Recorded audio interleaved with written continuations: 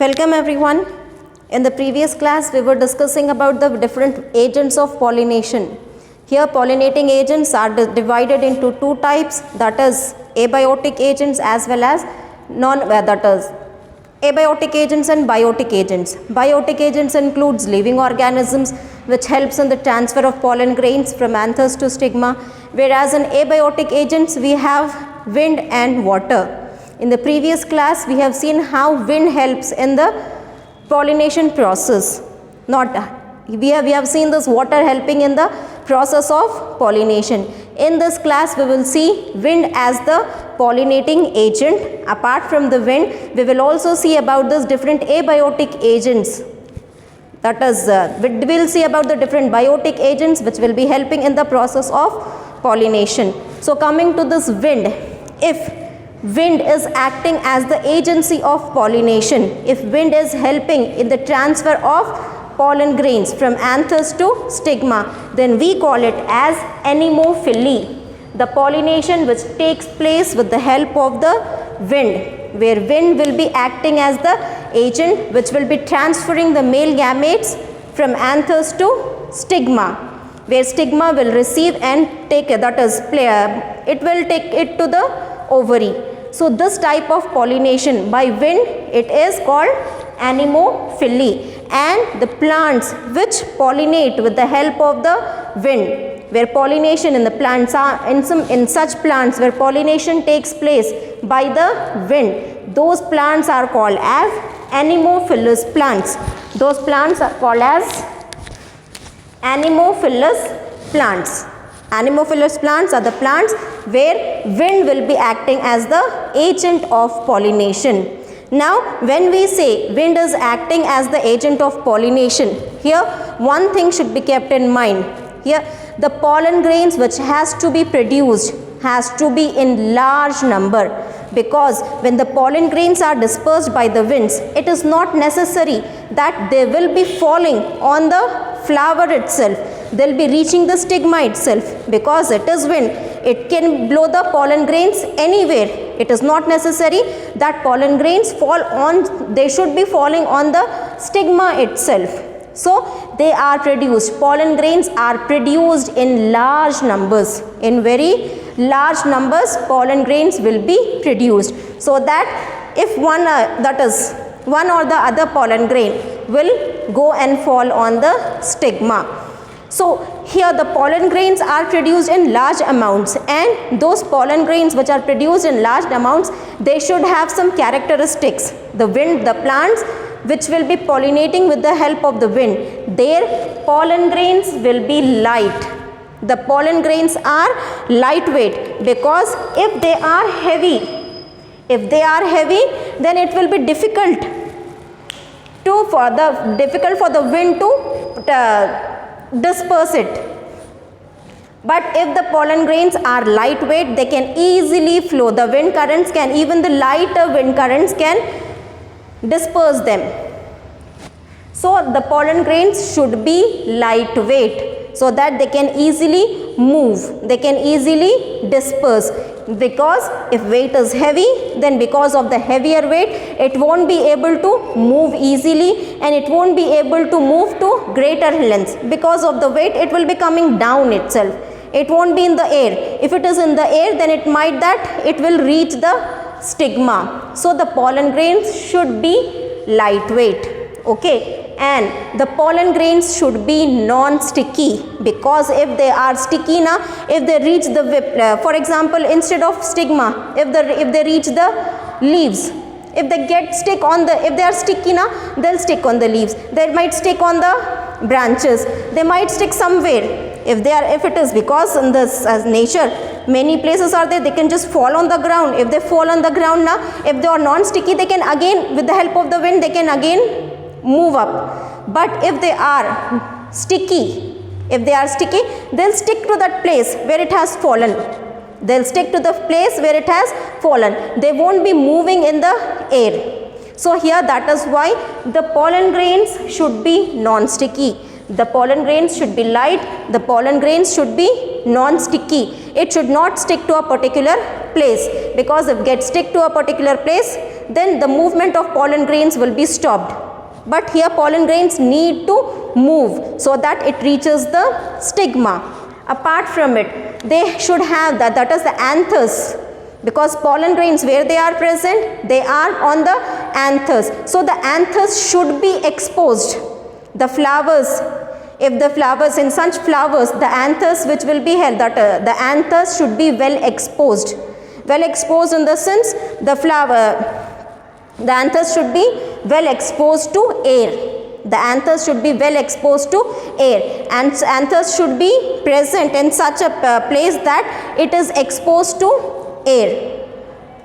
Because if they are moving with if they are dispersing with the help of the air, then air should reach.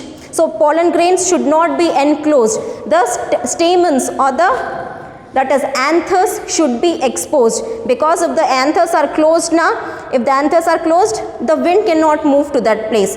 If the wind is not moving, then it will not disperse. So anthers should be exposed. And here apart from that, anthers should be exposed and stigma should be large. Stigma should be large and feathery, because in the feathers the pollen grains might get trapped.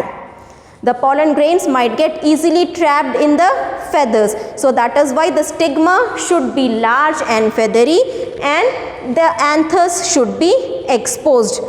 Here in some flowers where the flower, that is in corn cob, an example here is the corn cob. In this corn cob the anthers are very well exposed. For example, if this is in some flowers, in some plants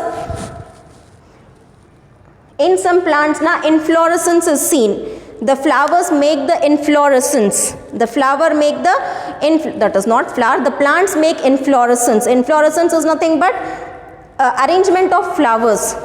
Arrangement of flowers. So here what happens is, this is the inflorescence on this here many stamens. Many stamens, group of stamens, feathery stamens will be there. These stamens are well exposed. The stamens are well exposed. For example, so this will be moving. This is the petiole. It will be moving here and there with the help of the wind. And when the wind moves these are exposed to the winds. And because of the wind, the pollen grains which are there on the anthers, it will be dispersed in the air. It will be dispersed in the air. So that is why here the numerous flowers packed in inflorescence. So packed in inflorescence, there are numerous flowers which have exposed anthers.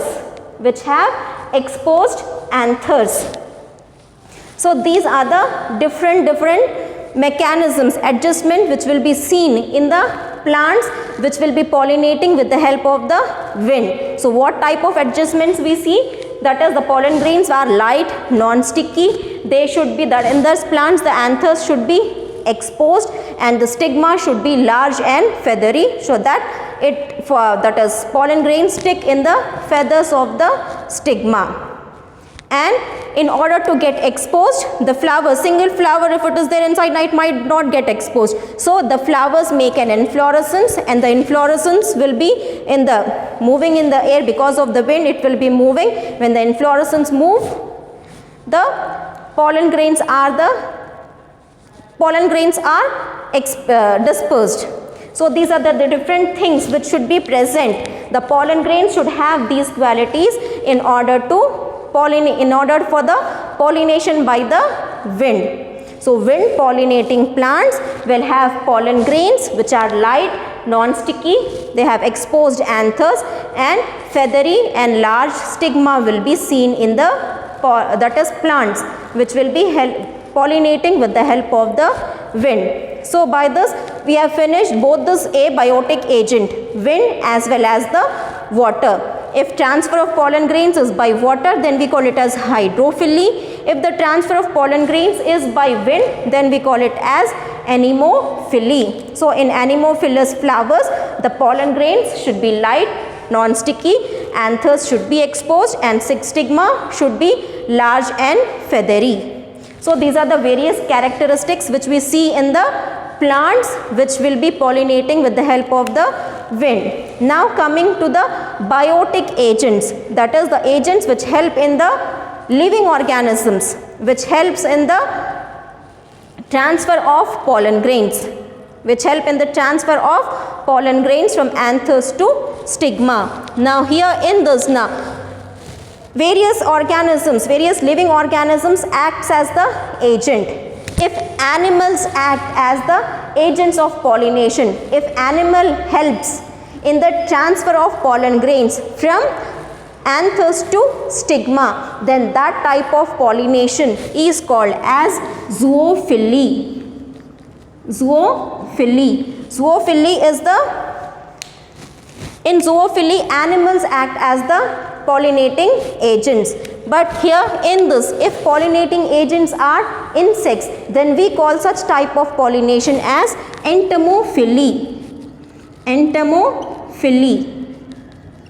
Entomophily is the pollination, is the process by which pollination will be taking place with the help of the insects. Here the living organism, insect, is acting as the pollinating agent. If the pollinating agent is the bird, for example hummingbird, sunbirds or hummingbirds, these birds act as the agents of pollination. Now here, if this pollination is taking place because of the birds, then it is called as ornithophily. If pollination takes place by the birds, if birds help in the process of transfer of pollen grains from anthers to stigma, then we call that process as ornithophily. And here, if bats, we include those in birds itself, but here for the bats, if bats act as the pollinating agent, then we have a specific name for it. It is Chiropterophily.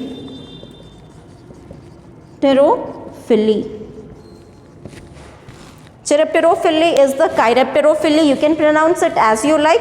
Here, but the spelling is this one. If bats help in the transfer of pollen grains, then we call it as Chiropterophily. And in squirrels, we call it as Thyrophily. If squirrels acts as the agents of pollination, we call it as Thyrophily. If snakes acts as the pollinating agent, we call it as Ophiophily. Ophiophily, in Ophiophily, snakes will be acting as the pollinating agents. So if pollinating agent is animals, because animals, when they move in the fields or when they move in the gardens, so the flowers, their bodies, the bodies of the animals will, that is when the animals cross, the pollen grains might stick to the bodies of the animals, and when these pollen grains while moving, if they come in contact with another plant, if they come in contact with the stigma of another plant, the stigma will receive the pollen grain which is there on the body of the animal. So you just remember this thing, that in pollination there is no organism or no pollinating agent which guarantees 100% pollination. Pollination here is a very risky process. It might happen or it might not happen. Most of the times it is not necessary that pollination will take place. It is a risky factor. If by chance, if the stigma comes in contact with the animal which have pollen grain on their surface and on their body surface, then stigma will receive it. Then stigma will receive it and carry out the process of fertilization. So all these processes, the pollination is a very chance factor. It might pollinate, the pollen grains might fall on the stigma or they might not fall on the stigma. So whether the animal is having the pollen grains and if it comes in contact with the stigma, then pollination will take place. So if the animals is helping in the pollination process, then we call that process as zoophily. Similar with insects like bees. Here insects like bees, beetles, wasps. These are the different insects. They all help in the process of pollination. But here one thing, if the pollination is by insects, we call it as entomophily. If the pollination is by insects, we call it as entomophily. And in the plants which will be where the insect will be acting as the pollinators, the plants where insects acts as the pollinators, those plants should have some features. some special features or some special adaptations should be seen in those plants. Because why will the insects come and sit on the plant? There should be something, there should be some reward the insect should get. In order to help in the pollinating process, the insect should also get the benefit. Here in this process now, if pollination is taking place, the plant will ensure that insect will also get something in return. What plants are getting? They are getting the insects which will be helping the plant in the process of pollination. But the insect should also, the plant will make, that is the plants will make sure that the insects will also get something. What insects are getting? They will be getting nectar as the reward. They will be getting nectar as the reward. So I said plants which will be held, that is the plants which will be pollinating by insects, they will be having special features or special adaptations. So adaptations like the flowers will be large. Because of the large flowers are the insects, they will be moving here and there in the air. They'll be flying in the air. So if the flowers are large, very small now, the insects might not see from a distance, because the insects will be there at a distance. They might not see the flower if it is very small. So the flower is bigger now, the insects, that it will be easily catching the eye of the insect. So the plants which will be pollinating by insects, there the flowers should be large. The flowers should be large and colorful. If the flowers are dull now, because in the daylight it won't be visible. So for the flowers to be visible, the flowers should be colorful. The flowers should have bright colors. The flowers should be vibrant with bright colors. Okay, apart from this large one, that is large, bright, vibrant flowers, the flowers should also have fragrance. The flowers should also have fragrance. By smelling the fragrance, the insects will visit the flower. By smelling the fragrance, insects will visit the flower. So when it is giving fragrance now, the insects will think, that fragrance is coming, so this plant will be having the juice for us, nectar for us. So with the help of this fragrance, they recognize the plant and come and sit on the plant. So when they come and sit on the plant to suck the nectar, accidentally pollen grains will be attached to the pollen grains will get stuck in the wings of the insects. So when the same insect goes and sits on the other flower, so whatever pollen grains have stick on the wings of the insect, they might drop it on the stigma of the another flower. So here is also the chance factor. Pollen grain should, that is the flower, the insect should sit on the flower, the pollen grain should attach or the stick itself to the wings. Then when it goes, it should go, that is the pollen grains should fall on the stigma of the another flower. So here, in order to attract the insects, they will be having large flowers, colorful, vibrant flowers, and the flowers will have fragrance and nectar in them. And if the flowers are small now, they will be arranged themselves in a inflorescence.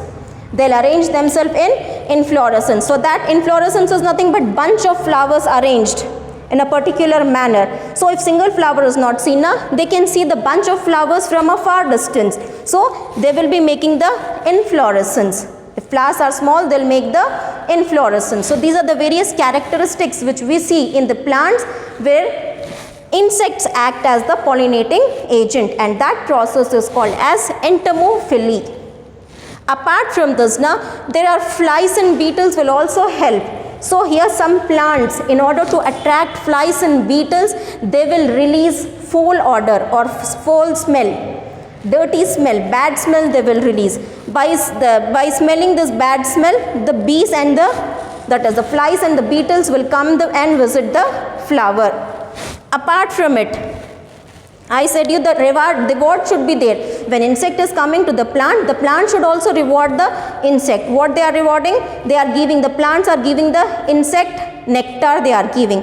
Apart from nectar now, here the plant will also give these insects safe place to lay their eggs. We have seen this example in Hypanthodium inflorescens, where in the fig, a special insect, wasp, will be coming and laying the egg inside the ovary. So here the plant will be rewarding the insects which will be helping in the pollination. How they will be rewarding? By giving them nectar or by giving them the safe place. There is a very mutual understanding, mutual relationship between two organisms here. Moth, a specific moth is there, and yucca plant. They both cannot complete their life cycle without each other. So moth will be getting the nectar. Moth will be getting the nectar from the yucca plant, and yucca plant will provide the moth with a safe place to lay the insects. So these are the various adaptations which we see in the different plants which will be pollinating with the help of the insects. So here in this, with this we have finished this topic, that is agents of pollination. Here the transfer of pollen grains from anthers to stigma is by pollinating agents, and that process is called as pollination. So the pollination can take place by wind, or it can take place by water, or it can take place by animals. So now gametes have been formed, and because of the pollination, gametes have been transferred to the stigma. Now further process will take place in the ovary of the female flower. So we'll see the next topic in the next video.